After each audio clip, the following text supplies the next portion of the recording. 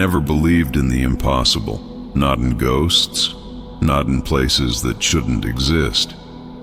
But that summer of 1997, Lake Michigan proved me wrong. It started like any other morning. The water shimmered gold under the early sun, birds skimming its surface. I had the boat to myself, savoring the calm before the world awoke. Then I saw it. Out of nowhere, a small island had risen from the lake. Trees thick and tangled, roots clawing at the mud as if it had been there forever. Yet it wasn't on any map, in any guidebook, in any memory of anyone who had ever fished or swum in these waters. I should have turned back. I should have paddled away and pretended I never saw it. But something about it called to me, a whisper beneath the wind, something I couldn't resist. I anchored the boat and stepped onto the shore.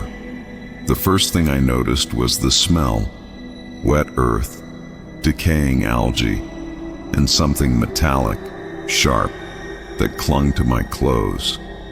Every step sank slightly into the soft soil. I felt it trying to pull me in, subtly, insidiously, like the island wanted to claim me. The fog followed, thick, suffocating, curling around my legs and rising to my shoulders. It smelled of wet moss, and something else I couldn't name, a rot that didn't belong to anything alive. I could barely see past a few feet, yet I felt eyes on me. Countless unseen eyes, tracing every movement. Then I heard it, a whisper, soft and insistent, carried in the fog. I couldn't understand it, but I felt the meaning. Leave. I didn't. I stepped forward. The island shifted with every step. Trees twisted when I blinked. Shadows darted in impossible directions. The ground trembled faintly like a heartbeat. And then I saw it. A figure. Tall, rigid, draped in tattered fabric, but not human. Its face hidden in mist reflected something familiar, yet grotesque. My heart hammered. My legs refused to run. It studied me, waiting. I took another step. The fog thickened, cold pressing against my skin. The figure vanished. When I turned, the boat was gone, swallowed by the lake, leaving only ripples. Panic clawed at me. I pressed on. Every turn led me deeper, into paths that didn't exist before.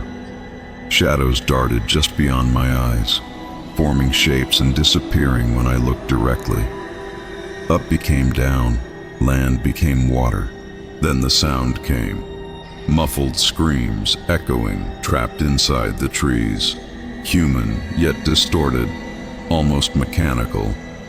My pulse raced. I called out. The fog swallowed my voice. Silence answered.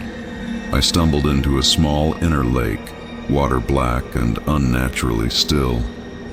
I leaned over, hoping to see myself reflected. I did. But another face stared back.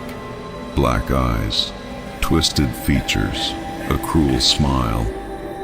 My reflection, yet not me. I couldn't breathe, couldn't move. And then came the touch. Fingers, ice cold, brushing my shoulder, dragging me slightly forward. I screamed, but no sound escaped. My body moved against my will, drawn toward the fog's heart. Time lost meaning. Minutes became hours. Trees shifted. Shadows writhed.